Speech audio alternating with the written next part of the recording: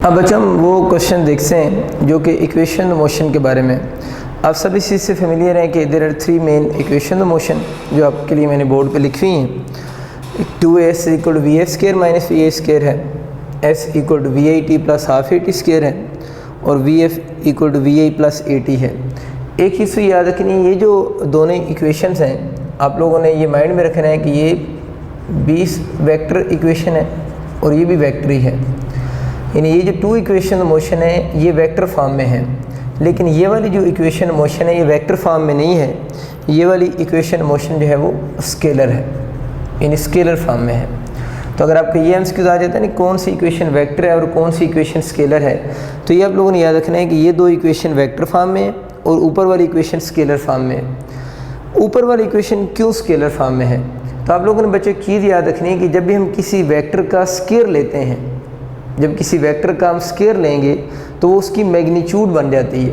तो आप ज़रा खुद सोचो यहाँ पर किसका स्केयर लिया जा रहा है, वी एफ का भी स्केयर है और वी आई का भी स्केयर है। अब ये वैसे तो दोनों वी एफ और वी आई हम इसको वेलोसिटी लेते हैं तो ये दोनों वेक्टर्स होंगे, लेकिन जब इस इक्वेशन में देखेंगे तो यहाँ पर वी एफ का भी स्केयर लिया जा रहा है और वी आई का भी स्केयर। और मैंने क्या बताया कि स्केयर लेने से वो उस चीज़ की मैग्नीट्यूड बन जाती है और magnitude is considered as a scalar. यहाँ पर राइट साइड पे इन दोनों के स्केयर हैं तो दोनों मैग्नीट्यूड या स्केलर की तरह बिहेव करेंगे। तो अगर राइट साइड स्केलर है तो फिर लेफ़्ट साइड भी क्या होगी, स्केलर की तरह ही बिहेव करेगी। तो ये चीज़ आप लोगों ने ख्याल रखनी है कि ये वाली स्केलर फॉर्म किस वजह से है, स्केयर की वजह से। इसमें देखें ना किसी का स्केयर नहीं आ रहा। अब कुछ बच्चे पूछेंगे टाइम का तो स्केयर आ रहा है, लेकिन बच्चे टाइम तो वैसे स्केलर क्वांटिटी है ना। तो ये वाली जो टर्म है ये वेक्टर किस वजह से है, एक्सेलरेशन की वजह से। एक्सेलरेशन का स्केयर तो नहीं है ना। ये वाली क्यों वेक्टर टर्म है, क्योंकि वी आई के ऊपर हम लिख सकते हैं या स्केयर नहीं आ रहा और एस वैसे वेक्टर क्वांटिटी है, इसमें तो स्केयर का वैसे इशू नहीं है। तो इसमें ये याद रखना है कि टी का स्केयर होने से इस टर्म की वेक्टर फॉर्म को कोई फ़र्क नहीं पड़ेगा, क्योंकि टी तो वैसे स्केलर था। और अगर हम कोई भी इक्वेशन लिखते हैं जिसने ये इस इक्वेशन में ये टर्म लिखी हुई हैं, हर टर्म को वेक्टर होना चाहिए। इसमें क्या हो रहा है कि ये एक टर्म है, ये दूसरी टर्म है, ये भी मैग्नीट्यूड की फॉर्म में है, ये भी मैग्नीट्यूड की फॉर्म में, ये दोनों वेक्टर नहीं है क्योंकि इनके बताए स्केयर लिए जा रहे हैं। इस वजह से ये वाली जो इक्वेशन है वो स्केलर फॉर्म में है और ये वाली दोनों इक्वेशंस वेक्टर फॉर्म में है। एक और छोटी सी बात आप लोग याद रख लीजिएगा कि इन इक्वेशन में जो एक्सेलरेशन आप लोगों को लिखा हुआ है ना, इन ये वाला जो एक्सेलरेशन है, इस एक्सेलरेशन के बारे में आप लोगों ने कंडीशन याद रखनी है। ये वाला एक्सेलरेशन यूनिफॉर्म और कांस्टेंट एक्सेलरेशन। इन इक्वेशन में जो एक्सेलरेशन है वो यूनिफॉर्म या कांस्टेंट एक्सेलरेशन है। और नेक्स्ट बात आप सारों को ऐसे भी याद है कि ये वाली जो इक्वेशंस हैं वो लीनियर मोशन के लिए, मतलब ये वाली जो इक्वेशन है वो किसके लिए, लीनियर मोशन के लिए। मीन्स इन इक्वेशंस को हम एस एच एम के ऊपर या सर्कुलर मोशन के ऊपर एस एच अप्लाई नहीं कर सकते। ये वाली जो इक्वेशन है वो बेसिकली वैलिड या बनी किसके लिए, लीनियर मोशन के लिए डिज़ाइन की गई इक्वेशंस। अब इन इक्वेशन से रिलेटेड जो कुछ प्रॉब्लम्स हैं उन पे हम बात करते हैं। मैंने आपके लिए बोर्ड पे एक बड़ा अच्छा एमसीक्यू लिखा है, इंटरेस्ट में काफ़ी दफ़ा रिपीट हो चुका है। इसमें लिखा हुआ है यूनिफॉर्म कांस्टेंट रिटार्डिंग फोर्स। इसका मतलब कि उसने जो फोर्स है उसके लिए वर्ड यूज़ किया है वो कांस्टेंट है या यूनिफॉर्म है। Is applied in order to stop a truck. जब भी किसी क्वेश्चन में कहता है स्टॉप का वर्ड यूज़ होता है, इसका सिंपल सा मतलब ये होता है कि उस केस में फाइनल वेलोसिटी ज़ीरो होगी। यानी स्टॉप का वर्ड जब भी आएगा हम बोलेंगे फाइनल वेलोसिटी ज़ीरो हो जाएगी। In order to stop a truck if it's speed is double. और फिर एक और कंडीशन ये गिवन है कि जो उसकी स्पीड डबल कर दें then distance travel by it. तो डिस्टेंस ट्रेवल्ड आप लोगों ने बताना है और ये कुछ ऑप्शन आपको गिवन है। डिस्टेंस ट्रेवल हाफ टाइम हो जाएगा, 8 टाइम्स 4 टाइम रिमेन से। अब इस क्वेश्चन को हम समझते हैं। देखिए सबसे पहले तो बच्चे अब ये देखें कि इसमें उसने स्टॉप का वर्ड यूज़ किया है। स्टॉप का वर्ड यूज़ होने से अगर हम इसको इस इक्वेशन मोशन से सॉल्व करते हैं तो इसमें वी एफ तो ज़ीरो होगी, यानी स्टॉप को उसने वर्ड यूज़ किया तो स्टॉप यूज़ होने से वी एफ की वैल्यू ज़ीरो हो जाएगी। ये टर्म तो यहाँ से वी एफ ज़ीरो हो गया। बाकी टर्म्स का अब लिंक देखते हैं। क्वेश्चन उसने बोला है कि uniform constant retarding force. Retarding force का मतलब होता है, यूँ समझ नहीं क्वेश्चन को अगर मैं स्केच करूँ यूँ डायग्राम बनती है। ये एक ट्रक है जिस तरफ मूव कर रहा है और इसके अपोजिट डायरेक्शन में जो फोर्स लगती है ना, जो उसकी मोशन को अपोज कर रही है, ये बेसिकली रिटार्डिंग फोर्स है। लेकिन वो कह रहे हैं जो रिटार्डिंग फोर्स, या यूँ भी कह सकते हैं कि उस ट्रक को उसने ब्रेक्स लगाई हैं, तो ब्रेक की जो फोर्स होगी उसको भी हम रिटार्डिंग फोर्स कहते हैं। वो उसकी मोशन की तो क्या होगी, अपोजिट उस पर लगेगी। लेकिन वो जो फोर्स उस पर लग रही है, जो उस ट्रक को स्टॉप कर रही है, वो यूनिफॉर्म या कांस्टेंट फोर्स है। बच्चे बहुत फेमस रिलेशन है, आपको पता है ए और एफ का डायरेक्ट रिलेशन है। और आपको ये भी आइडिया है कि अगर किसी बॉडी पर लगने वाली फोर्स कांस्टेंट हो जाए, यानी अगर कोई बॉडी है उस पर लगने वाली अगर फोर्स ही कांस्टेंट है, तो फिर उस बॉडी का एक्सेलरेशन भी तो क्या होगा, कांस्टेंट होगा। तो इस इक्वेशन में Vf तो वैसे ज़ीरो हो गया, फोर्स कांस्टेंट होने की वजह से अभी आप लोगों ने ये बात भी सीख ली कि एक्सेलरेशन भी कांस्टेंट है। तो इस इक्वेशन में एक्सेलरेशन भी आप लोगों का कांस्टेंट हो गया। अगर एक्सेलरेशन कांस्टेंट है, यहाँ पर 2 तो वैसे ही कांस्टेंट है, Vf ज़ीरो हो गया स्टॉप की वजह से, फोर्स कांस्टेंट होने की वजह से एक्सेलरेशन भी कांस्टेंट हो गया, 2 तो वैसे ही नंबर है। तो अब ज़रा देखिए इस इक्वेशन में बाकी क्या चीज़ बच गया है, इस तरफ s बच गया है और इस तरफ Vi बच गया। इस माइनस साइन की कोई फिजिकल इंपॉर्टेंस नहीं है, अब लिखें या ना लिखें। तो इसका मतलब ये है कि जो इक्वेशन बाकी बच गई है वो s is proportional to Vi square है। इट मीन कि जो डिस्टेंस बॉडी ट्रैवल करेगी वो उसके इनिशियल वेलोसिटी का फंक्शन होगा। तो उसने एंड पे क्वेश्चन में क्या कंडीशन लगाई है, कंडीशन ये थी कि if it's speed is double, यानी इस कंडीशन में वो ये पूछ रहा है कि अगर हम उसकी क्या डबल कर दें, स्पीड डबल कर दें, तो डिस्टेंस ट्रेवल पे क्या इफेक्ट होगा। तो बहुत आसान होगी अब तो बात हमारे लिए कि अगर उसकी स्पीड को हम डबल कर देंगे तो स्पीड को डबल करने से डिस्टेंस ट्रेवल जो होगा वो कितने टाइम इंक्रीज़ कर जाएगा, 4 टाइम इंक्रीज़ कर जाएगा। तो इसका ऑप्शन जो बनेगा वो कितने टाइम होगा, 4 टाइम्स। स्पीड को डबल क्यों किया, कि क्वेश्चन में गिवन है if it speed is double तो distance travel will increase 4 times. बस ये आप लोगों ने चीज़ याद रखनी कि जब भी इस तरह के कुछ क्वेश्चन आएंगे, फॉर्मेट आप लोगों ने माइंड में रखना है। अगर आपको फोर्स कांस्टेंट होगी तो उन इक्वेशन में एक्सेलरेशन कांस्टेंट हो जाएगा, और अगर स्टॉप वगैरह का वर्ड यूज़ होगा तो फाइनल वेलोसिटी ज़ीरो हो जाएगी, और इससे हमारे पास एक रिलेशनशिप डेवलप हो जाएगा इनिशियल वेलोसिटी का s के साथ। और इस केस में ज़्यादातर जब क्वेश्चन आएंगे ये सिर्फ एक नंबर चेंज होता है, जहाँ पर एक है स्पीड इज़ डबल, बस ये नंबर वो चेंज करता रहता है। कभी वो कह देता है कि अगर हम इसकी स्पीड को 3 टाइम इंक्रीज़ कर दें, तो खुद सोचो अगर यहाँ पर स्पीड जो है वो 2 टाइम्स की बजाय मैं बच्चों 3 टाइम्स कर दूँ तो डिस्टेंस इंक्रीज़ कितने टाइम हो जाएगा, बिल्कुल ठीक 9 टाइम्स हो जाएगा।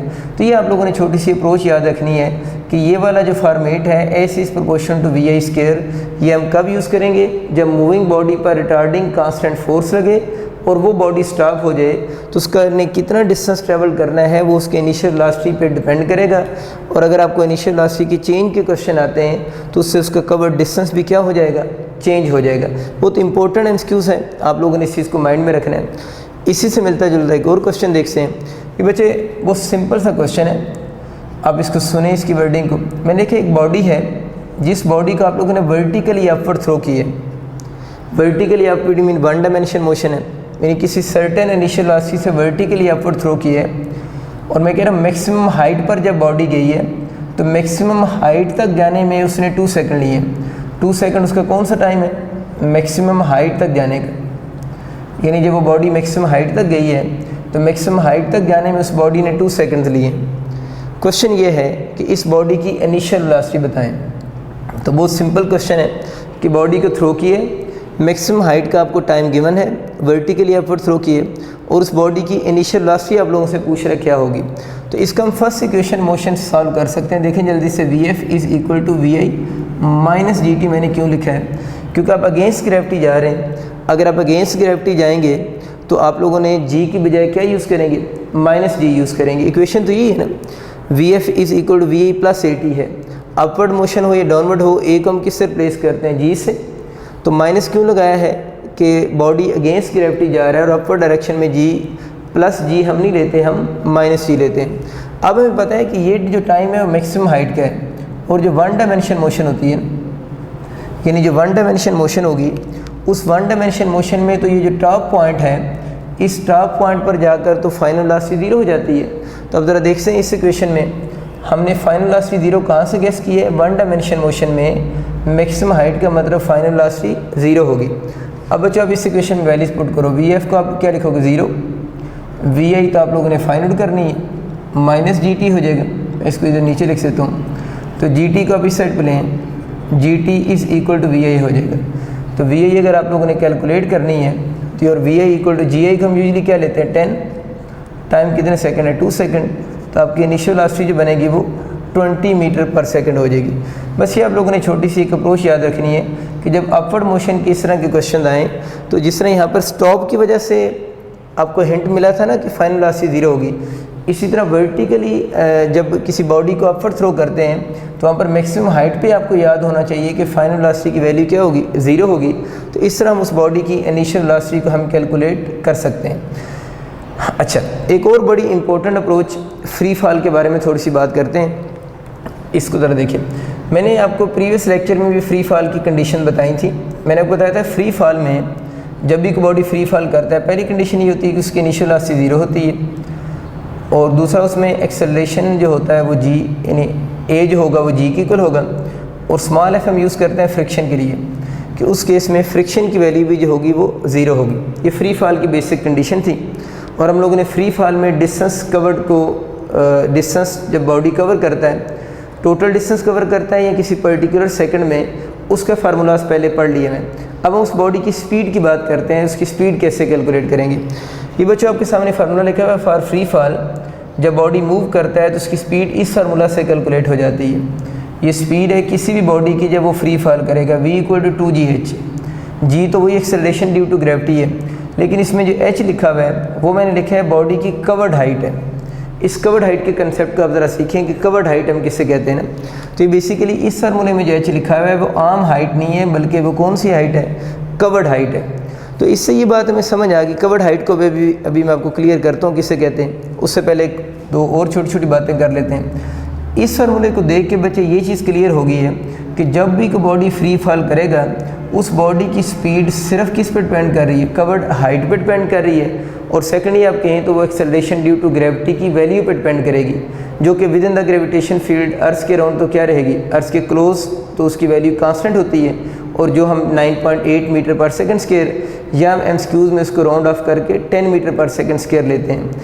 इसका मतलब ये हुआ कि ये सिर्फ h और g पे अगर डिपेंड कर रही है तो फ्री फॉल में आप लोगों ने एमसीक्यूज़ के लिए याद रखना है कि जब भी कोई बॉडी फ्री फॉल करेगा उसकी जो स्पीड होगी वो नॉट डिपेंड ऑन किस चीज़ पर डिपेंड नहीं करेगी, शेप, एक तो शेप पे डिपेंड नहीं करेगी, दूसरा क्या हो जाएगा साइज़ कह लें, साइज़ का मतलब रेडियस भी होता है। Not depend on shape, size को रेडियस भी कहते हैं, एंड मास ऑफ बॉडी। यानी इसका मतलब ये हुआ कि जब भी कोई बॉडी फ्री फॉल करती है तो उस बॉडी की जो स्पीड होगी that speed not depend on उस बॉडी की शेप पे, उसके साइज़ का मतलब रेडियस भी होता है, रेडियस पे, और उस बॉडी की मास पे उसकी स्पीड डिपेंड नहीं करेगी, बल्कि डिपेंड करेगी किस चीज़ पे, कवर्ड हाइट पे डिपेंड करेगी कि बॉडी ने कितनी हाइट कवर की है। इसको समझते हैं एक दो क्वेश्चन बना करके इस फार्मूले के मीनिंग क्या है। मैंने बच्चों आपके सामने लिखा है कि 2 बॉडीज़ बनाएं। एक बॉडी की मास 1 kg है और ये वाला जो बॉडी सेकंड बॉडी है इसकी मास लेट से हम ½ kg कह देते हैं। 2 बॉडी हो गई, इसकी मास 1 किलोग्राम है, इस बॉडी की मास ½ kg है। इस बॉडी को आप लोगों ने यहाँ से ड्रॉप करना शुरू किया है। इसने हाइट जो नीचे आते हुए कवर की है वो h1 है। इस बॉडी को आप लोगों ने अगर यहाँ से नीचे फ्री फॉल कर रहे हैं, यानी यहाँ से फ्री फॉल उसको करवाया है, तो इसकी हाइट कितनी है, जो इसने हाइट कवर की है वो इसकी हाइट कितनी है, h2। तो अगर आप लोगों ने बॉडी को यहाँ से फ्री फॉल करना उसने शुरू किया है तो ये जो उसने h कवर किया है ना, इसको हम कहते हैं कि ये कौन सी हाइट है, कवर्ड हाइट है। तो क्वेश्चन आपसे वो ये पूछ सकता है कि से ये वाला बॉडी जो है जब ग्राउंड के ऊपर हिट करेगा इसकी स्पीड v1 है, और जब ये वाला बॉडी ग्राउंड के ऊपर हिट करेगा इस वक्त इस बॉडी की स्पीड v2 है। यानी जब ये वाला बॉडी ग्राउंड के ऊपर हिट कर रहा है इसकी स्पीड v1 है, और जब ये वाला बॉडी ग्राउंड के ऊपर हिट कर रहा है इसकी स्पीड v2 है। क्वेश्चन उसके ये 4 ऑप्शन उसने लिखे हुए हैं कि इस v1 और v2 का आपस में लिंक बताएं कि v1 ग्रेटर होगा, इक्वल होंगे, या v2 ग्रेटर होगा v1 से। तो बच्चे अब दोबारा उसी फार्मूले को देखो कि अगर ये दोनों बॉडीज़ फ्री फॉल कर रहे हैं तो इनकी स्पीड इस फार्मूला से कैलकुलेट होगी। दोनों बॉडीज़ के लिए g तो वैसे ही कांस्टेंट है। अब हमें पता है कि दोनों बॉडीज़ की जो मासेस हैं वो सेम नहीं है, लेकिन हमें ये पता है कि फ्री फॉल में जो स्पीड है अभी आपको बताया वो मास पे डिपेंड ही नहीं करती। अगर फ्री फॉल में स्पीड जो है वो मास पे डिपेंड नहीं करती, वो तो कवर्ड हाइट पे डिपेंड कर रही है। तब ज़रा ये सोचो क्या दोनों बॉडीज़ की कवर्ड हाइट सेम है? बिल्कुल दोनों बॉडीज़ की कवर्ड हाइट तो सेम नहीं है। हमें यहाँ से नज़र आ रहा है कि H2 जो है, H2 बच्चों आप लोगों का ग्रेटर है किससे, H1 से। अगर H2 ग्रेटर है H1 से तो इस फार्मूले के अकॉर्डिंग देखें, जिस बॉडी की कवर्ड हाइट ज़्यादा होगी उस बॉडी की स्पीड भी क्या होगी, ज़्यादा ही होगी जब वो ग्राउंड के ऊपर आकर हिट करेगा। यानी ग्राउंड के ऊपर हिट करते हुए हम लोगों ने देखना है कि किसने हाइट ज़्यादा कवर की है, तो डेफिनेटली फिर इसने ज़्यादा हाइट कवर की है, इसने कम कवर की है, तो आपका V2 जो होगा वो ग्रेटर होगा किससे, V1 से। तो बहुत सिंपल सा मेथड है, आप लोगों ने इस चीज़ को माइंड में भी रखना है कि कवर्ड हाइट का जो फार्मूला है, जो बॉडी की फ्री फॉल में स्पीड का फार्मूला है वो मेनली कवर्ड हाइट पे डिपेंड करता है, बॉडी की मास, शेप, साइज़ वगैरह पे डिपेंड नहीं करता। एक और छोटा सा क्वेश्चन देख लें। लेट्स से मैं कहता हूँ कि एक बॉडी आपके पास ये वाला है, कोई ब्लॉक है और ये आपका कोई स्फेरिकल शेप का बॉडी है और ये दोनों ग्राउंड के ऊपर आकर हिट कर रहे हैं। इसकी स्पीड V1 है ग्राउंड के ऊपर जब हिट कर रहा है, और जब ये ग्राउंड के ऊपर हिट करेगा इसकी स्पीड V2 है। अब देख लें इन दोनों बॉडीज़ की जो कवर्ड हाइट है वो सेम कर लेते हैं ना, यानी दोनों ने हाइट सेम कवर की है ग्राउंड के ऊपर हिट करते हुए। अब अगर बच्चों दोनों ने हाइट सेम कवर की है लेकिन हमें पता है कि दोनों का साइज़ या शेप सेम नहीं है, तब अगेन आप मुझे ये बताएं कि किस बॉडी की ग्राउंड के ऊपर स्पीड ज़्यादा होगी। बिल्कुल आप ठीक कह रहे हैं कि जो इन दोनों की शेप या साइज़ डिफरेंट है लेकिन दोनों की कवर्ड हाइट तो सेम है। अगर दोनों की कवर्ड हाइट सेम होगी तो इसका मतलब यह है कि जब ये दोनों ग्राउंड के ऊपर हिट करेंगे तो दोनों की स्पीड फिर क्या होगी, बिल्कुल ठीक, दोनों की स्पीड क्या होगी, सेम स्पीड होगी। तो ये आपको कंसेप्ट क्लियर हो गया कि फ्री फॉल में जो स्पीड है वो किन फैक्टर पे डिपेंड करती है और किन फैक्टर पे डिपेंड नहीं करती। इसी बात को आगे कंटिन्यू करते हैं। देखिए बच्चों, मैंने आपके सामने बोर्ड पे एक डायग्राम बनाई है, इसको ज़रा देखें। अब यूँ समझिए किसी बॉडी को मैंने थ्रो की है और मैंने इस बॉडी को थ्रो किया 5 मीटर पर सेकंड से, ठीक है ना। ये जो बात अभी मैं करने लगा हूँ ये बात 1 डायमेंशन के लिए भी ठीक है और 2 डायमेंशन के लिए भी ठीक है। 1 डायमेंशन का मतलब है कि बॉडी का वर्टिकली अपवर्ड थ्रो करें फिर बॉडी ग्राउंड के ऊपर आकर हिट करे, या उसको 2 डायमेंशन में थ्रो करें जिस तरह प्रोजेक्टाइल होता है। तो ये जो कंसेप्ट अभी हम डिस्कस करने लगे हैं 1 डायमेंशन के लिए भी ठीक है और 2 डायमेंशन के लिए भी ठीक है।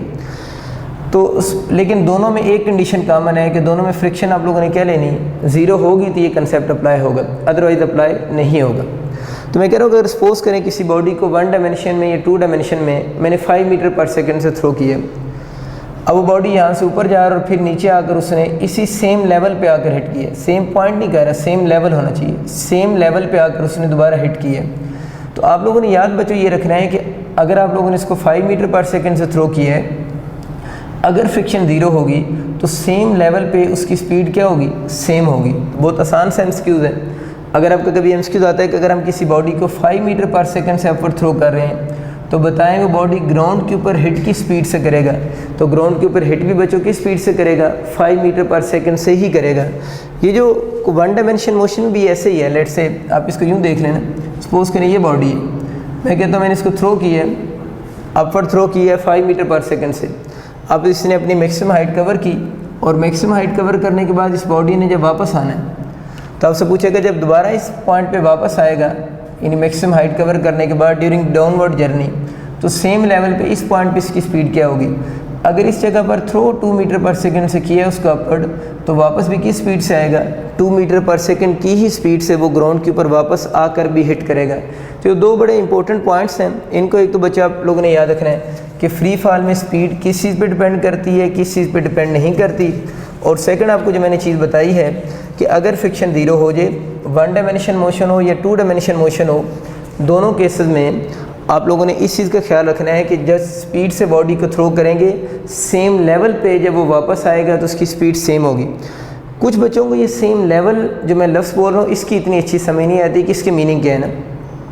इसको समझने के लिए मैंने एक और क्वेश्चन बनाया, आपके सामने आपके लिए बोर्ड पे लिखा हुआ है। इस क्वेश्चन पे आप ज़रा गौर करें तो आपको सेम लेवल वाला कंसेप्ट भी क्लियर हो जाएगा।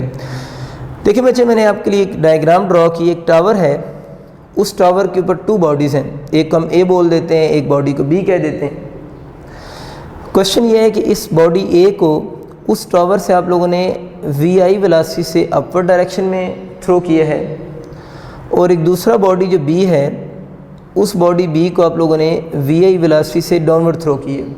वी दोनों को इसलिए कह रहा हूँ कि अगर ये 5 मीटर पर सेकंड है तो इसकी इस बॉडी की वेलोसिटी भी कितनी होगी, 5 मीटर पर सेकंड ही होगी। यानी दोनों बॉडीज़ को अगर एक को 5 मीटर पर सेकंड से अपवर्ड थ्रो किए तो दूसरे को 5 मीटर पर सेकंड से डाउनवर्ड थ्रो किए। सिर्फ दोनों की स्पीड सेम है, सिर्फ डायरेक्शन मोशन डिफरेंट है। ठीक होगी बात। अब वो कहते हैं कि जब ये वाला बॉडी ग्राउंड के ऊपर आकर हिट करेगा, सपोज कर लेते हैं इस बॉडी बी की ग्राउंड के ऊपर जब वो हिट करेगा ना इस जगह पर लेट से, तो उसकी स्पीड वी होगी। और जब ये वाला बॉडी जो अपवर्ड जा रहा है, ज़ाहिर है इसने हमेशा अपवर्ड तो नहीं जाना ना, अगेंस्ट ग्रेविटी जा रहा है, कुछ सर्टेन डिस्टेंस कवर करने के बाद लेट से ये वाला बॉडी अगर आपका अपवर्ड यूँ मूव कर रहा है तो कुछ डिस्टेंस कवर करने के बाद इस बॉडी ने दोबारा किधर आना है, मैं चलिए इसको इस साइड पे बना देता हूँ ना। ये वैसे तो 1 डायमेंशन मोशन है, आप इसको इसी जगह भी प्लॉट कर सकते हैं। तो जब बॉडी सपोज करें पहले आपका अपवर्ड जा रहा है, इसने जब अपवर्ड जाते हुए मैक्सिमम हाइट जब कवर करनी, वहाँ पर इसकी फाइनल वेलोसिटी 0 हो जाएगी। यानी ड्यूरिंग अपवर्ड जर्नी उसकी वी की वैल्यू क्या हो जाएगी, 0 हो जाएगी। अब इसका कौन सा जर्नी शुरू होगा, डाउनवर्ड जर्नी शुरू होगा। तो जब बच्चे ज़रा खुद सोचे, जब इसका डाउनवर्ड जर्नी शुरू हो रहा है तो वापस इस पॉइंट से ये दोबारा पास नहीं करेगा, यानी यही जो बॉडी है दोबारा इसने इस पॉइंट पे वापस आ जाना है। तो इसका मतलब ये हुआ ये वाला बॉडी तो डायरेक्ट डाउनवर्ड जा रहा है, लेकिन ये वाला बॉडी पहले किधर मूव कर रहा था, अपवर्ड मूव कर रहा है। और अब इस बॉडी ने मैक्सिमम हाइट पर जाकर जब इसकी फाइनल वेलोसिटी 0 हो जाएगी तो इस बॉडी ने अब अपना डाउनवर्ड जर्नी शुरू करना है और दोबारा इस पॉइंट पे वापस आ जाएगा। अच्छा, इस पॉइंट के बाद इसकी भी डाउनवर्ड मोशन शुरू हो जाएगी और ये वाला बॉडी जाकर ग्राउंड के ऊपर हिट करेगा। क्वेश्चन ये है कि जब ये वाला बॉडी ग्राउंड के ऊपर हिट करेगा, सपोज करें इसकी स्पीड वी है और इसकी स्पीड को आप लोगों ने वी बोला हुआ है, तो वो ये आपसे पूछ रहे हैं आप बताएं कि वी और वी का आपस में क्या लिंक है। ये डिफरेंट ऑप्शन उसने गिवन है कि वी और वी का क्या लिंक बनेगा। अब बच्चों इसको समझने की कोशिश करें। देखिए अभी मैंने आपको कंसेप्ट ये बताया कि अगर हम किसी बॉडी को 1 डायमेंशन में या 2 डायमेंशन में अपवर्ड थ्रो करें तो जब वो बॉडी अपने सेम लेवल पे वापस आएगा, तो जिस तरह वो पहले बात की कि अगर उसको 5 मीटर पर सेकंड से थ्रो किया है तो सेम लेवल पे कितनी स्पीड पे आकर हिट करेगा, 5 मीटर पर सेकंड पे करेगा। ये 2 है तो सेम लेवल पे 2 मीटर पर सेकंड से ही वापस आएगा। और यही बात बच्चों अगर आप यहाँ पर अप्लाई करें, अगर इस बॉडी ए को आप लोगों ने अपवर्ड थ्रो किया था स्पीड वी से, अगर अपवर्ड थ्रो किया था स्पीड वी से, तो जब ये अपवर्ड गया है और ड्यूरिंग डाउनवर्ड जर्नी जब ये अपने इनिशियल लेवल पे वापस आएगा तो अब मुझे बताएं इसकी स्पीड क्या होगी। बिल्कुल यही अगर आप अप्रोच अप्लाई करें, अगर वो अपवर्ड वी वेलोसिटी से गया है तो मैं ये नहीं कह रहा कि हर पॉइंट पे उसकी वेलोसिटी की वैल्यू सेम रहेगी। डेफिनेटली उसकी वेलोसिटी की मैग्नीट्यूड अपवर्ड जाते हुए डिक्रीज़ करते करते 0 हो जाएगी। अब वापसी भी उसकी वेलोसिटी की वैल्यू क्या हो रही है, इंक्रीज़ हो रही है। लेकिन इस पॉइंट पर आकर उसकी वेलोसिटी की जो मैग्नीट्यूड होगी, अगर हम ये वाला रूल अप्लाई करते हैं तो बिल्कुल क्या होगी, सेम होगी। इट मीन्स कि इस पॉइंट से अगर ये अपवर्ड वी वेलोसिटी से गया है तो जब वो वापस आएगा तो इस पॉइंट पे दोबारा जब पहुंचेगा तो उसकी वेलोसिटी की मैग्नीट्यूड अब भी क्या होगी, वी ही होगी। इस बात का मतलब फिर ये हुआ सादा लफ्ज़ों में कि अगर ये वी से डाउनवर्ड मूव कर रहा है, अगर आप इसको वी से आप लोगों ने अपवर्ड थ्रो किया है तो जब इसका इस पॉइंट से, क्योंकि दोनों एक ही टावर से थ्रो हुए हैं, जब ये सेम लेवल पे वापस पहुंचेगा तो अगर इसको थ्रो वी से किया था तो इस पॉइंट पे दोबारा भी किस वेलोसिटी से आएगा, वी से ही वापस आएगा, यानी इसकी मैग्नीट्यूड चेंज नहीं होगी। अब बच्चों ज़रा कंपेयर करो। अब मुझे बताओ इसका अपवर्ड जर्नी मैंने डिस्कस कर दी। अब इन दोनों बॉडीज़ ने जब ग्राउंड के ऊपर आकर हिट करना है तो जब इस बॉडी का इस पॉइंट से यानी टावर की हाइट से डाउनवर्ड जर्नी शुरू होगा, तब इस बॉडी में और इस बॉडी में तो कोई फ़र्क ही नहीं है, क्योंकि ये अगर वी से डाउनवर्ड मूव कर रहा है तो ये भी वी से ही किधर मूव कर रहा है, डाउनवर्ड मूव कर रहा है। अब इस पॉइंट से नीचे इन्होंने जो स्पीड में गेन आना है इनका, इन दोनों ने जब डाउनवर्ड मूव करना है तो इनकी जो स्पीड में गेन आना है वो तो कवर्ड हाइट पर डिपेंड करना है। अब ये ज़रा देखें कि इन दोनों में से किसने हाइट ज़्यादा कवर की है। तो कुछ बच्चे फिर ये कह देते हैं कि देखें इस पहले वाले बॉडी ने तो ज़्यादा हाइट कवर की है। देखिए ये वाला जो पोर्शन है ये तो ख़त्म हो चुका है ना। कैसे ख़त्म हो चुका है कि हम इस बॉडी की इस पॉइंट से डाउनवर्ड वेलोसिटी देख रहे हैं और इस पॉइंट से डाउनवर्ड वेलोसिटी जो है अगर इसकी वी है तो इसकी भी आपको भी रूल समझा दिया, वी ही बनेगी। तो अब हम इसकी डाउनवर्ड मोशन को देखेंगे तो दोनों की डाउनवर्ड मोशन तो सिमिलर है। तो जितनी वेलोसिटी बॉडी बी गेन करेगा सेम हाइट कवर करने में, उतनी हाइट बॉडी ए भी कवर कर रहा है। तो दोनों बॉडीज़ की वेलोसिटी में जो गेन आएगा वो गेन डेफिनेटली क्या होना चाहिए, सेम होना चाहिए, क्योंकि इस पॉइंट पे दोनों बॉडीज़ की इनिशियल वेलोसिटी भी सेम है और दोनों की कवर्ड हाइट भी ग्राउंड तक जाने में क्या आ रही है, सेम आ रही है। इट मीन कि वी ए जो होगा वो इक्वल टू क्या होगा, वी बी होगा।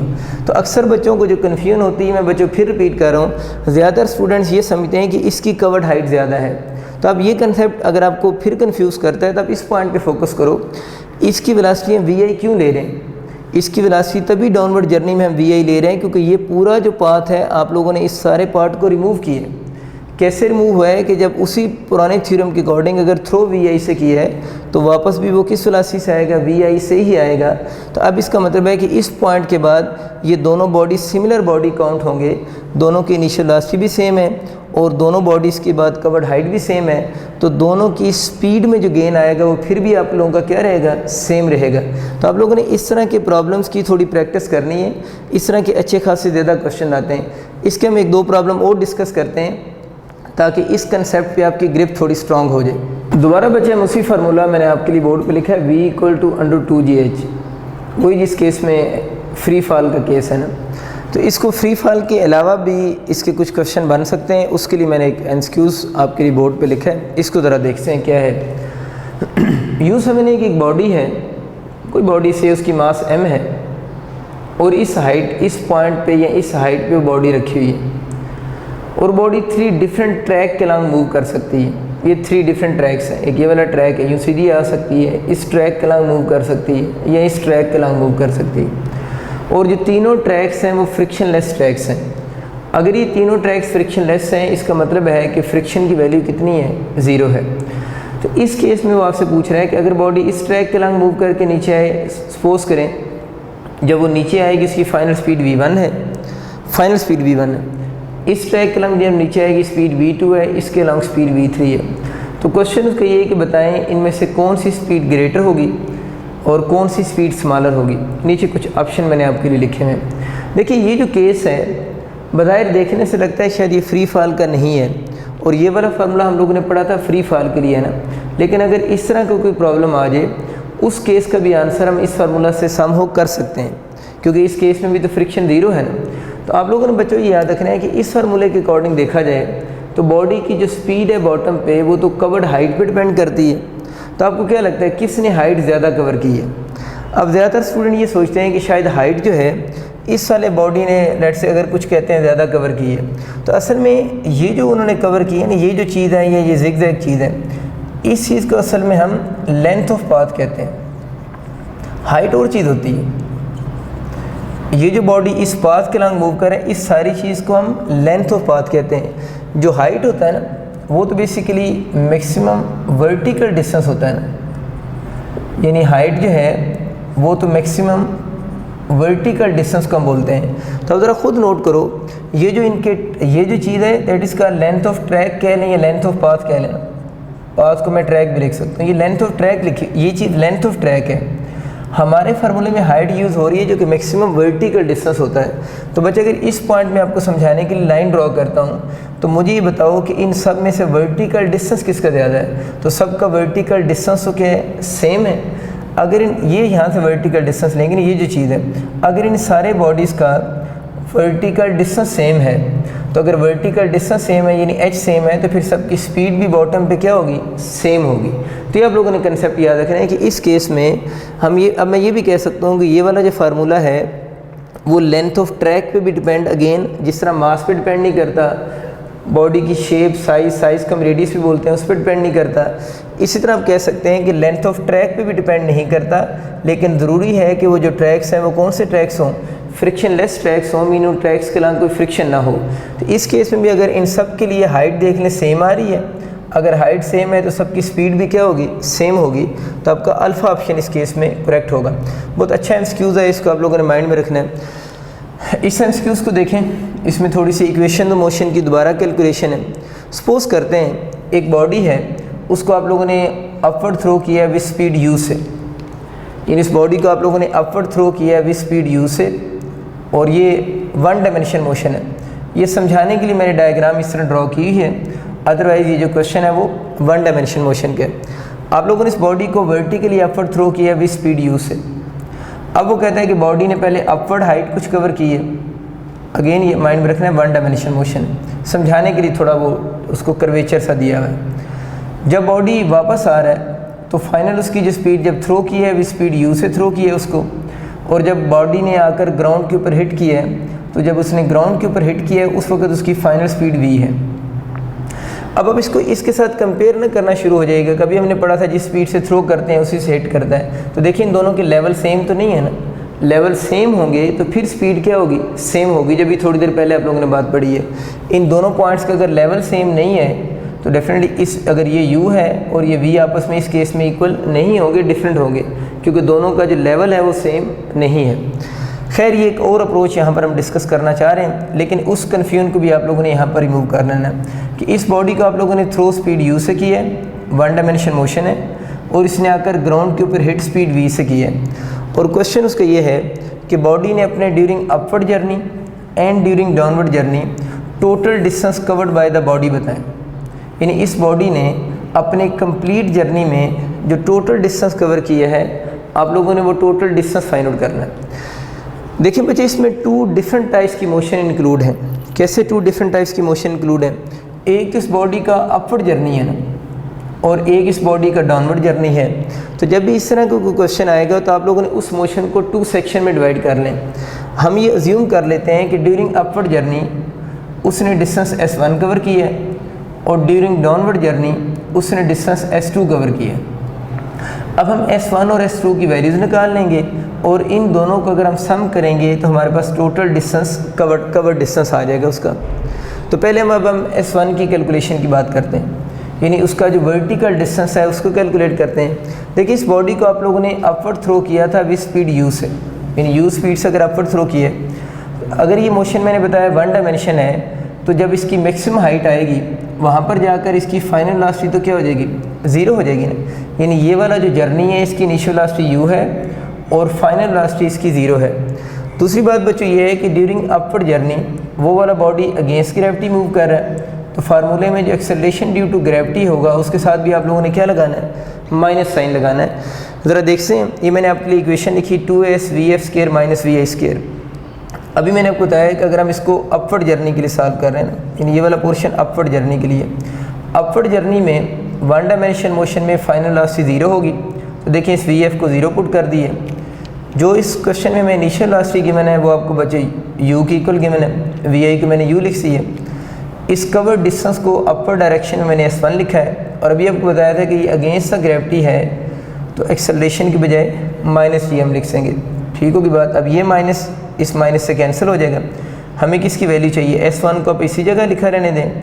ये 2g इस साइड पे मल्टीप्लाइड हो रहा है, उधर जाकर डिवाइड हो जाएगा। इसका मतलब ये हुआ कि इसने ड्यूरिंग अपवर्ड जर्नी डिस्टेंस जो कवर किया है u square over 2g cover किया है। ये खुद भी एक अच्छा एक्सक्यूज है। आपसे पूछ सकते हैं बॉडी की इनिशियल वेलोसिटी गिवन हो आपको, या अगर इवन उसका फार्मूला भी आपसे u की फॉर्म में गिवन हो, तो आपसे पूछे कि आप बताएं बॉडी ने डिस्टेंस कितना कवर किया है, तो आपको फार्मूला समझ आ गया u स्क्वायर बाई 2g। तो इसके आपके एमसीक्यूज इस तरह के भी बन सकते हैं, सिर्फ कि अगर सपोज करें आपको इसी तरह का क्वेश्चन आता है और अगर आपको बॉडी की सिर्फ इनिशियल वेलोसिटी गिवन हो और आपसे पूछे बताएं बॉडी ने अपवर्ड डायरेक्शन में कितना डिस्टेंस कवर किया है, तो इस फार्मूले से आप डायरेक्ट उसका अपवर्ड डायरेक्शन में डिस्टेंस कैलकुलेट कर सकते हैं। यानी आपको सिर्फ क्या गिवन हो, इनिशियल वेलोसिटी बॉडी की गिवन हो और आपसे पूछे टोटल वर्टिकल डायरेक्शन में उसने कितना डिस्टेंस कवर किया है, तो उसका ये फार्मूला भी आप लोगों ने याद रखना है, s1 equal to u square by 2g होगा। खैर अभी हम लोगों ने डाउनवर्ड जर्नी भी डिस्कस करना है। जब बच्चों हम डाउनवर्ड जर्नी डिस्कस करने लगेंगे तो ये जो इस अपवर्ड जर्नी का फाइनल पॉइंट होगा डाउनवर्ड जर्नी का, तो वो क्या काउंट होगा, फिर इनिशियल काउंट होगा। इसका मतलब ये हुआ कि डाउनवर्ड जर्नी के दौरान हम ये वाला जो पॉइंट है, जिस पॉइंट पे बॉडी की स्पीड ज़ीरो है, डाउनवर्ड जर्नी में इस स्पीड को हम इनिशियल स्पीड बोलेंगे। फिर यानी ड्यूरिंग अगर हम डाउनवर्ड जर्नी बात करते हैं तो ये वाला जो ट्रैक है इसकी इनिशियल स्पीड को हम क्या कहेंगे, ज़ीरो कहेंगे। यानी इस ट्रैक की जो फाइनल है उस वाले ट्रैक की वजह वो इनिशियल काउंट होगी, और इस ट्रैक की फाइनल तो आपको क्वेश्चन में गिवन है v गिवन है, आप उसको इक्वेशन में vf की जगह उसकी वैल्यू पुट कर देंगे। अब ये वाला जो जर्नी है इसमें बॉडी डाउनवर्ड आ रहा है, तो यहाँ पर जो एक्सेलरेशन ड्यू टू ग्रेविटी होगा उसका साइन भी आप लोगों ने पॉजिटिव ही लेना है। तो देखिए इस इक्वेशन को दोबारा, s को हम लोगों ने क्या लिख दी है, s2 लिख दी है, ए की बजाय प्लस जी आ जाएगा क्योंकि अलॉन्ग ग्रेविटी है। वी आई आपको बता दिया है कि इसको हम लेंगे, जो दूसरे ट्रैक की फाइनल थी इसकी इनिशियल होगी, तो वी आई को आप लोगों ने 0 लिख दी है। अब जो वी एफ है वो आपको क्वेश्चन में गिवन है, वो वी की इक्वल है। आसान होगी बात। अब तो हमें S2 चाहिए, 2G इस साइड पे जो मल्टीप्लाइड हो रहा है उधर जाकर डिवाइड हो जाएगा। तो डाउनवर्ड जर्नी में जिसने डिस्टेंस कवर की है वो v² और 2G है। क्वेश्चन ये था कि इस पूरी मोशन का डिस्टेंस कैलकुलेट करें, तो पूरी मोशन का डिस्टेंस हम कैलकुलेट करेंगे S1 प्लस किससे, S2 से। S1 बचे u² 2G, S2 v² 2G। LCM लेके सॉल्व करोगे तो u² प्लस v² 2G हो जाएगा। आखिरी बात और बड़ी इंपॉर्टेंट बात, ये फार्मूला बचे वैसे भी अब याद कर लें कि अगर आप लोगों को कोई भी बॉडी, किसी बॉडी को अगर वो अपवर्ड डायरेक्शन में थ्रो करता है तो उस बॉडी का टोटल कवर डिस्टेंस अगर हमें उसकी स्पीड्स गिवन हो तो हम इन फार्मूलाज के अकॉर्डिंग इजीली कैलकुलेट कर सकते हैं। नेक्स्ट आगे बात करते हैं। इसमें कह रहे हैं 2 cars A and B travelled along the same road. ये बहुत इंपॉर्टेंट क्वेश्चन है, इसको मैं 3 डिफरेंट केसेस में सॉल्व कराऊंगा। इसको आप केस 1 समझ लें कि सपोज करेंगे आपके इस जर्नी का केस 1 बन रहा है। तो कहते हैं 2 cars A and B travel along the same road. 2 cars हैं जिस तरह A और B हैं, ये कह रहे हैं कि सेम रोड के अलॉन्ग ट्रैवल कर रही हैं इन सेम डायरेक्शन। देखिए दोनों की डायरेक्शन मोशन भी सेम है, फ्रॉम सेम स्टार्टिंग पॉइंट, और जो दोनों कार्स हैं उनका स्टार्टिंग पॉइंट भी क्या आ रहा है, सेम आ रहा है।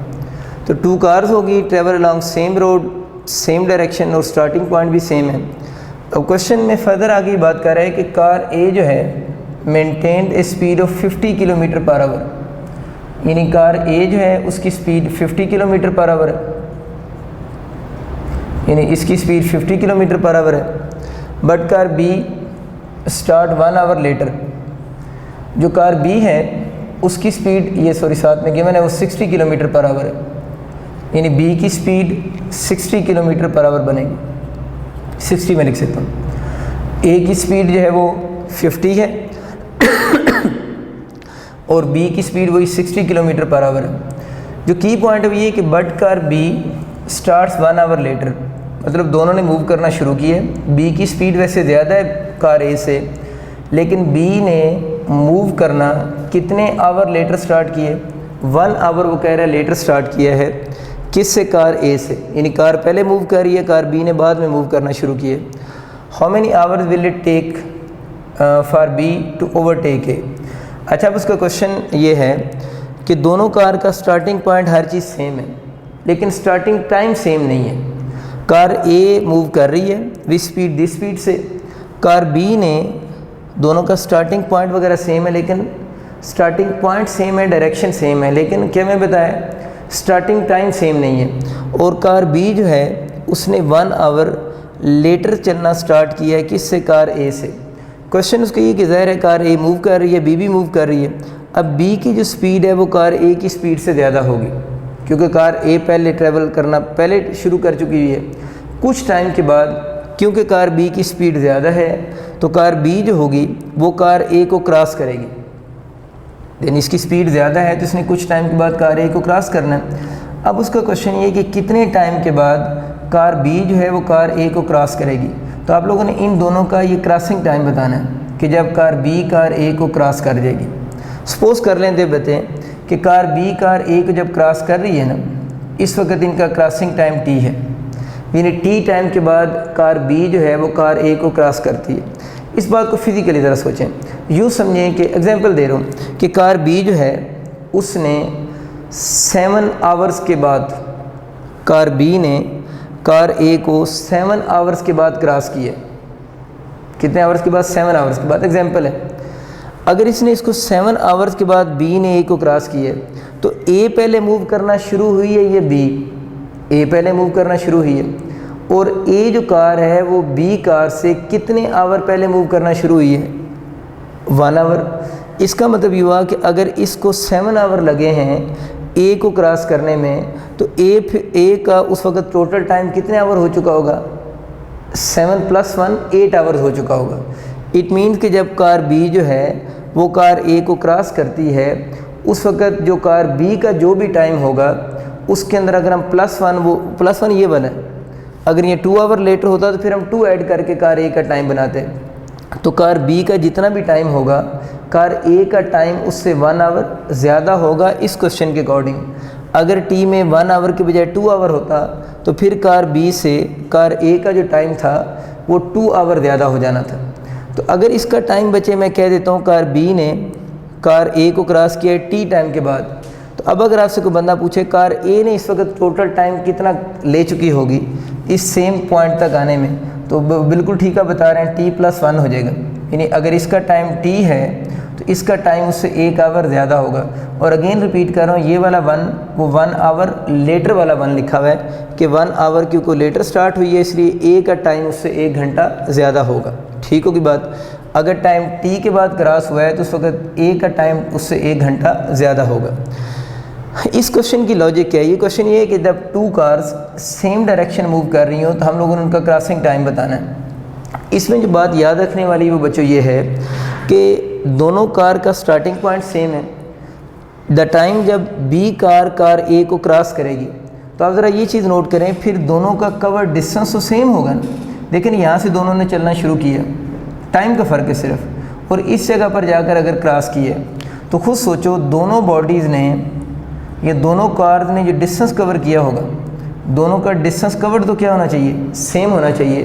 तो आप लोगों ने इस बात को यूँ याद रखें कि जब कार सेम डायरेक्शन में मूव कर रही हैं, जब आपकी कार सेम डायरेक्शन में मूव करें उस टाइम में आप लोगों ने याद रखना है कि बॉडी के जो कवर डिस्टेंस होते हैं, दोनों बॉडी ने जो डिस्टेंस कवर किया होगा वो क्या होगा? सेम होगा। बस ये इसका की पॉइंट है कि जब क्रॉसिंग टाइम सेम डायरेक्शन में कैलकुलेट करना हो तो कवर डिस्टेंस क्या होगा? सेम होगा।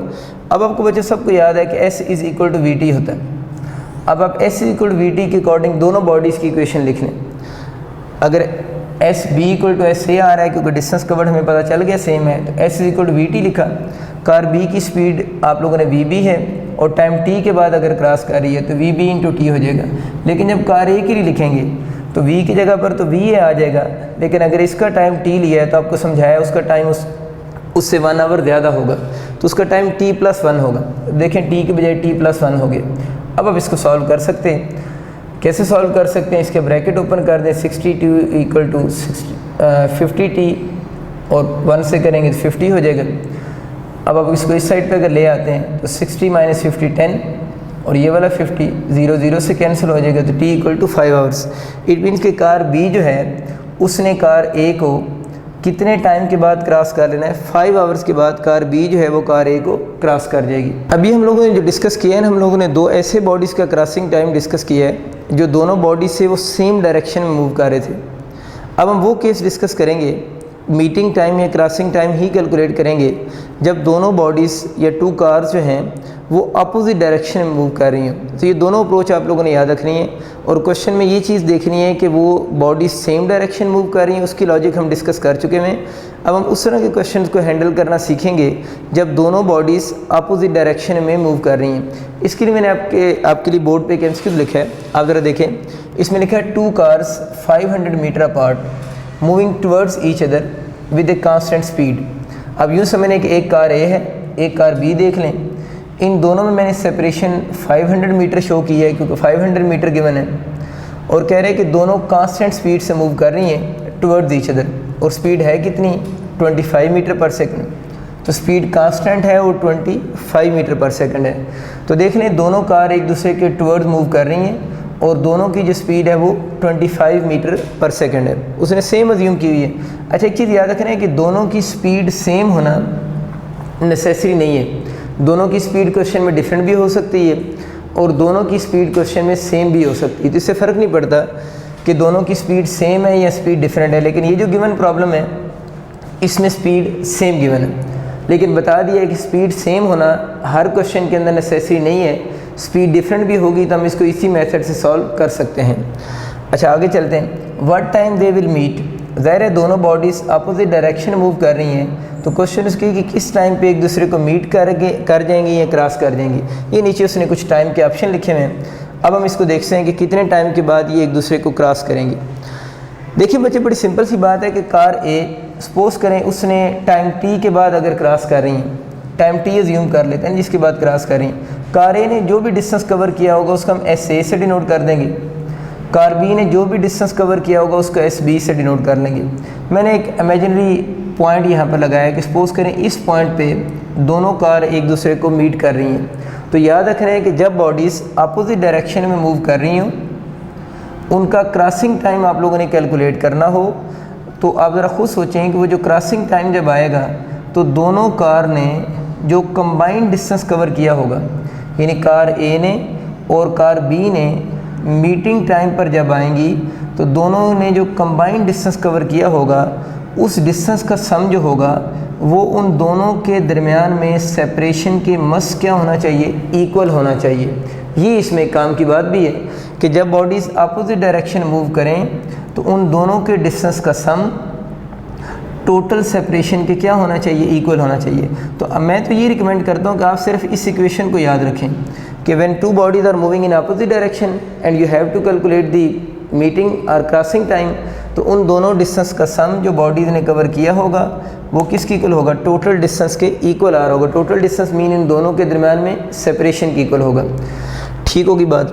अब बच्चे इशू ये है कि आप लोगों ने इस फर्स्ट बॉडी के डिस्टेंस की भी इक्वेशन बनानी है और सेकंड बॉडी के डिस्टेंस की भी इक्वेशन बनानी है। ज़रा इस इक्वेशन में हम उन दोनों की वैल्यूज पुट करेंगे, इक्वेशन बनाना सीखते हैं। मैंने बच्चों आपको लिखा है S equal to V I T plus half A T square. अभी हम लेट से बॉडी बी की चले पढ़ रहे हैं, बॉडी बी की बात करते हैं। तो बॉडी बी की वेलोसिटी का हमने वी आई कहा हुआ है, टाइम टी के बाद ये एक दूसरे को क्रॉस कर रही हैं तो टाइम तो टी रहेगा, वी आई भी उसी तरह ही आ जाएगा, टाइम भी उस तरह ही आ जाएगा। अब उसने क्वेश्चन में बोला हुआ है कि बॉडी जो है वो कांस्टेंट स्पीड से मूव कर रहा है। अगर हम बॉडी बी की मूव कर रहे हैं तब अगर उसकी स्पीड भी कांस्टेंट है तो हमें पता है उसकी डायरेक्शन चेंज नहीं हो रही, तो इट मीन्स कि हम इस स्पीड को वेलोसिटी भी कह सकते हैं क्योंकि डायरेक्शन चेंज नहीं हो रही। तो इस केस में अगर स्पीड कांस्टेंट है तो एक्सेलरेशन फिर क्या हुआ, ज़ीरो हुआ। एक्सेलरेशन लिख सकते हो इसलिए ज़ीरो है कि बी यहाँ पर कांस्टेंट है। तो इस इक्वेशन में अगर एक्सेलरेशन ज़ीरो हो जाएगा तो बॉडी बी की इक्वेशन बन जाएगी वी आई टी। अब इसी से बॉडी ए की भी डिस्टेंस की इक्वेशन बना सकते हैं, उसको भी यहाँ से देखें, उसकी स्पीड भी तो वी आई टी है ना, टाइम तो दोनों के लिए सेम है जिसके बाद वो क्रॉस कर रही हैं, उसकी भी स्पीड कांस्टेंट है तो ए ज़ीरो हो जाएगा, तो उसके लिए भी इक्वेशन वी आई टी बनेगी। अब आप इस इक्वेशन में वैल्यूज पुट कर दें, एस ए की जगह पर भी वी आई टी हो जाएगा, एस बी की जगह पर भी वी आई टी हो जाएगा। दोबारा एक बात सुन लें, देखो बच्चों टाइम क्रॉसिंग टाइम तो दोनों में टी ही लिखा रहेगा, इसके साथ टी वन या टी टू नहीं आएंगे। ये जो वी लिखा हुआ है ना यहाँ पर वी आई इसलिए लिखा है कि दोनों की स्पीड सेम है, लेकिन दोनों की स्पीड सेम होना नेसेसरी नहीं होगा। तो पेपर में जब आपकी ये इक्वेशन बना करेगी तो इसमें वी आई जो होगा वो दोनों का सेम भी हो सकता है और दोनों का डिफरेंस भी हो सकता है, यानी डिफरेंट भी टाइम हो सकता है। लेकिन एक और बात याद रखनी है कि जब भी इसके क्वेश्चन आते हैं तो क्वेश्चन के अंदर उसने स्पीड को कांस्टेंट ही बोला होगा, यानी स्पीड की वट एवर द वैल्यू, लेकिन स्पीड को वो कांस्टेंट इसलिए बोलेगा कि अगर यहाँ पर स्पीड कांस्टेंट नहीं होगी तो एक्सेलरेशन ज़ीरो नहीं होगा, और अगर एक्सेलरेशन ज़ीरो नहीं होगा तो फिर क्वेश्चन जो है वो एमसीक्यूज़ की बजाय आपका न्यूमेरिकल फॉर्म में चला जाएगा। तो इसलिए ये ज़रूर हिंट आपको गिवन होगा, स्पीड कांस्टेंट है, उसको यूज़ करके हम लोगों ने किसको ज़ीरो कर लिया, एक्सेलरेशन को ज़ीरो कर लिया। और क्वेश्चन में जो वेरिएबल चीज़ है फिर आप लोगों ने याद रखना है कि स्पीड दोनों की यूजुअली डिफरेंट हो सकती है। ठीक होगी बात। इस केस में अगर वैल्यूज पुट करें तो वी आई तो 25 इंटू टी 25 इंटू टी हो गया, ऐड करें तो 50 इंटू टी हो जाएगा। एस हमें ऑलरेडी पता है 500 आ रहा है, 0 0 से कैंसिल हो गया। और अगर आप इसको सॉल्व करते हैं तो आपका 50 ये वाला हो गया, डिवाइड बाई 5 हो जाएगा, तो आपका जो टाइम बनेगा वो 10 सेकंड आपका टाइम हो जाएगा। इट मीन्स कि इसका ऑप्शन ये लिख लें, इसका डी ऑप्शन आप बना लें, लेट से 10 सेकंड्स। तो ये हम कह रहे हैं कि इस केस में आपका जो टाइम इसका बन रहा है वो कितने सेकंड्स होगा, 10 सेकंड टाइम होगा। इसी तरह एक और क्वेश्चन देखते हैं, वो उस पर ज़रा गौर करें। देखिए इस क्वेश्चन में मैंने 2 बॉडीज़ बनाए हैं, ऊपर क्वेश्चन आपके लिए मैंने लिख दी है, एक दफ़ा क्वेश्चन को पढ़ भी देता हूँ। एक stone is drop from a top of 30 metre high cliff. यूँ समझने कि ये एक क्लिफ है जिसकी हाइट टोटल जो बन रही है वो 30 मीटर हाइट है इसकी, यानी इस क्लिफ की बच्चों टोटल हाइट जो है वो 30 मीटर हाइट है। अब वो कहते हैं कि वहाँ से उसने एक स्टोन को क्या किया, ड्रॉप। ये बच्चों जो वर्ड ड्रॉप है ना, इसके बारे में याद रखना है। ड्रॉप वर्ड बेसिकली जब भी यूज़ होता है, ड्रॉप का मतलब ये होता है कि इनिशियल वेलोसिटी बॉडी की ज़ीरो है, ये आप लोगों ने याद बात रखनी है। ड्रॉप जब भी वर्ड यूज़ होगा बॉडी को ड्रॉप किए, अगर जब भी आपको किसी क्वेश्चन में ये वर्ड यूज़ होगा कि बॉडी ड्रॉप हुआ है, तो ड्रॉप के लिए आप लोगों ने याद रखना है कि इनिशियल वेलोसिटी क्या होगी, ज़ीरो होगी। इस बात को आप यूँ समझ सकते हैं, जिस तरह ये मेरे पास मार्कर है ना, अब मार्कर को अगर मैं इस पोजीशन से छोड़ रहा हूँ तो ये मैं इसको ड्रॉप कर रहा हूँ। इसके अगेंस्ट एक और वर्ड यूज़ है जिसे हम थ्रो कहते हैं, कि अगर मैं इसको यूँ भी सम वेलोसिटी नीचे फेंकूँगा तो इसको हम थ्रो वर्ड यूज़ करेंगे। तो ड्रॉप का मतलब इनिशियल वेलोसिटी 0 है और इसके अपोजिट वर्ड वो थ्रो हम यूज़ करते हैं, उस केस में इनिशियल वेलोसिटी 0 नहीं होती। तो जब भी वर्ड किसी भी एमसीक्यूज़ में बॉडी ड्रॉप का वर्ड यूज़ होगा उसमें इनिशियल वेलोसिटी आप लोगों ने फिर 0 लेनी, ठीक होगी बात। तो उसने कहा कि stone is drop from a top of 30 metre high cliff. यूँ समझने कि यहाँ पर कुछ स्टोन है, उस स्टोन को उसने ड्रॉप किए 30 मीटर हाई क्लिफ से, मैंने इसलिए ड्रॉप की वजह से इनिशियल वेलोसिटी 0 कर दी। At the same instant another stone is projected vertically upward. ये देखें एक और स्टोन है, ये नीचे मैंने डायग्राम में ड्रॉ की है। इस स्टोन को उसने वर्टिकली अपवर्ड थ्रो किया है, यानी वर्टिकल का मतलब वर्ड यूज है वर्टिकली, इसका वजह मतलब होता है वन डायमेंशन मोशन की बात हो रही है, यानी वन डायमेंशन मोशन को डिस्कस कर रहा है वो। इसको वर्टिकली अपवर्ड थ्रो किया from ground with the speed of 30 metre per second, यानी जिस बॉडी को उसने अपवर्ड थ्रो किया है वन डायमेंशन मोशन है वर्टिकल की वजह से, उसकी स्पीड 30 मीटर पर सेकेंड है। The stone will cross each other. दोबारा वही बात है कि क्रॉसिंग टाइम या मीटिंग टाइम आप लोगों से पूछ रहे हैं, नीचे कुछ टाइम उसने लिखे हैं कि आप इनका क्रॉसिंग टाइम या मीटिंग टाइम बताएं। तो बच्चों जो बेसिक लॉजिक मैंने आपको बताई थी वो यही चीज़ नहीं कि दोनों बॉडीज़ अपोजिट डायरेक्शन मूव कर रही हैं, इस केस में भी ये दोनों अपोजिट डायरेक्शन में ही मूव कर रही हैं। इसकी इनिशियल वेलोसिटी 0 है लेकिन ये रेस्ट में नहीं होगी, जैसे इसको ड्रॉप करेंगे तो ड्यू टू ग्रेविटी ये नीचे डायरेक्शन में क्या करेगी, मूव करेगी, और डेफिनेटली इसकी जो फाइनल वेलोसिटी होगी वो 0 की इक्वल नहीं होगी। अब आप लोगों ने जो बेसिक कंसेप्ट समझना है कि अभी हम लोगों ने ये वाला जो फार्मूला लिखा था ये कब हम लोगों ने याद किया था, जब टू बॉडीज़ का क्रॉसिंग टाइम बताना हो और दोनों बॉडीज़ अपोजिट डायरेक्शन मूव कर रही हों। तो अब मुझे बताएं कि इसके ऊपर भी ये वाला फार्मूला तो अप्लाई होगा, क्योंकि ये दोनों बॉडीज़ भी तो अपोजिट डायरेक्शन में क्या कर रही हैं, मूव कर रही हैं। ये देखिए मैंने इसीलिए इसका सेम फार्मूला दोबारा लिखा है।